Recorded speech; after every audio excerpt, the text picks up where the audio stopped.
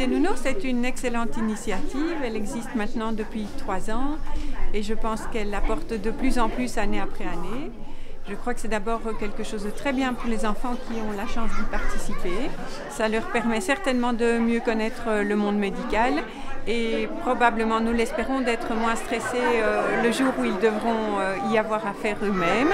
Finalement, c'est très important pour les étudiants qui sont impliqués aussi. Il y a plusieurs disciplines, les médecins, les infirmières, les kinésithérapeutes, les dentistes. Et pour toutes ces personnes, je pense que c'est très important car ça leur apprend le contact avec l'enfant.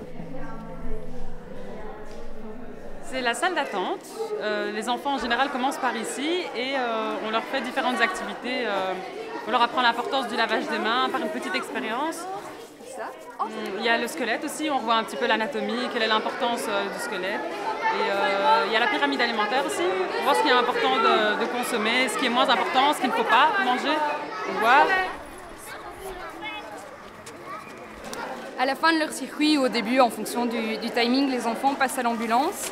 Là, ils passent chacun à leur tour à l'intérieur pour voir un peu comment ça se passe. Ils testent un masque à oxygène. Et puis, ils peuvent assister à une réanimation cardio-pulmonaire sur notre mascotte lapin d'ici.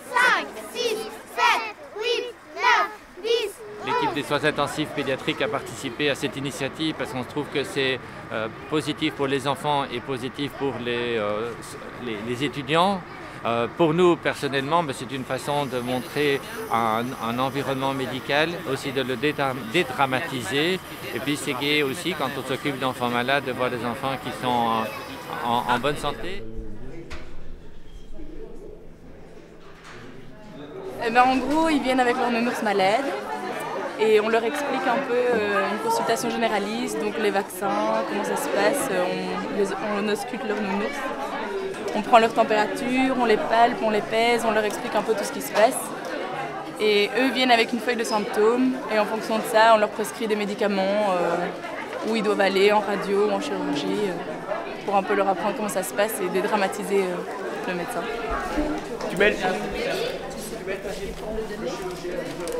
Eh bien, là, les enfants sont en radiologie. On leur explique les différents appareils de radiologie les plus courants, donc la radio simple et le scanner.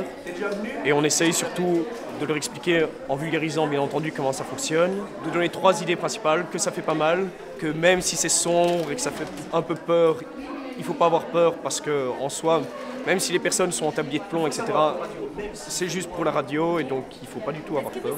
À quoi ça sert Et que ça permet d'avoir des images de l'intérieur de leur nounours et donc de leur corps, là par projection. Voilà.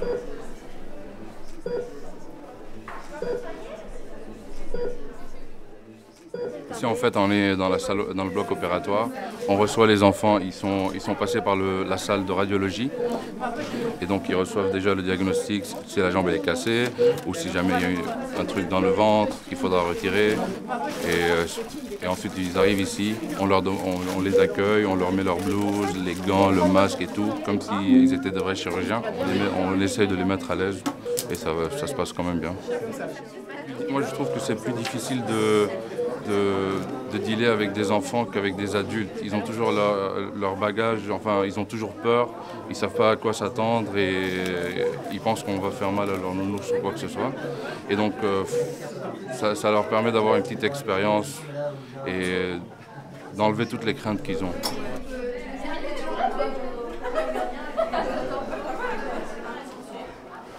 Donc ici au niveau du stand infirmier, il y a 4 ateliers. Il y a l'atelier prise de sang. On montre aux enfants qu'une prise de sang n'est pas forcément si douloureux que ça. On leur explique qu'on utilise des crèmes magiques qui anesthésient la peau, donc c'est sans douleur. Ensuite, on a un deuxième atelier qui consiste à faire des analyses d'urine. Donc on fait faire pipi au petit nounours. On analyse ensuite l'urine avec une petite bandelette de couleur qui réagit en fonction de s'il y a un microbe ou pas. C'est du moins ce qu'on fait croire à l'enfant. Ensuite, il y a un petit stand où on fait des soins de plaie. Ça peut aussi être des soins de brûlure, si l'enfant est tombé, s'il a une petite foulure, s'il a une petite écorchure au niveau de la peau. On peut faire tout ce qui est ces soins-là. Et on a également un atelier qui consiste à faire des frottis au niveau du nez, de la gorge ou des plis inguinaux. Tout dépend du type de symptômes que que le nounours de l'enfant présente. Quand ils arrivent, on leur demande d'abord ce que leur nounours a. Et alors on les envoie dans différents stands avec des aérosols, on leur apprend à faire des aérosols à leur nounours et avec différents médicaments. Donc ils peuvent eux-mêmes choisir le médicament et le mettre dans l'aérosol, donc souvent ça ils aiment bien. Et alors il y a un dernier stand où ils font ce qu'on appelle un barboteur, c'est une petite bouteille dans laquelle on met une paille pour souffler dedans et ça muscle les poumons et ça les agrandit, ça aide à respirer par la suite. Et donc s'ils veulent, ils peuvent repartir avec la bouteille et ça leur fait un petit souvenir pour rentrer chez eux.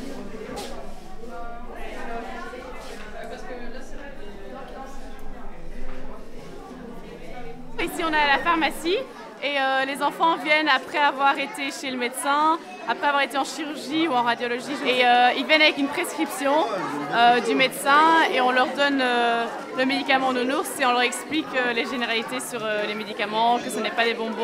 On leur explique les différentes formes de médicaments, comment les prendre et de bien suivre les conseils du médecin.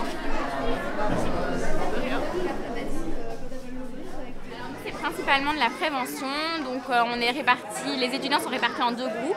Il y a un groupe avec les bonhommes plasticines, donc ça permet aux enfants de découvrir un peu finalement comment est-ce qu'on soigne une dent, les instruments que l'on utilise, etc. Donc c'est une première approche. L'autre partie du groupe, donc l'autre partie des étudiants font vraiment de la prévention en tant que telle, donc ils expliquent le brossage manuel, le brossage électrique, on rappelle aussi tout ce qui est alimentation, etc. Donc voilà, nous c'est principalement de la prévention en fait. Main droite, gauche, oh, il était pas accroché, viens, la fiche là, c'est juste là. Voilà. C'est pas grave, je pense que tu peux enlever ta main. Et moi j'enlève le doigt.